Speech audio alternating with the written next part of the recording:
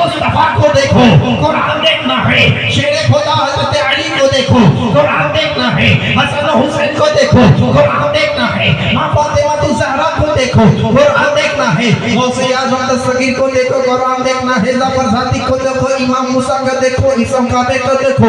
कुरान देखना है तो मखदूम अशरफ सिमनानी को देखो, कुरान देखना है तो औलादे रसूल को देखो, कुरान देखना है तो हसन हुसैन देखो। अरे इनकी जिंदगी कुरान है,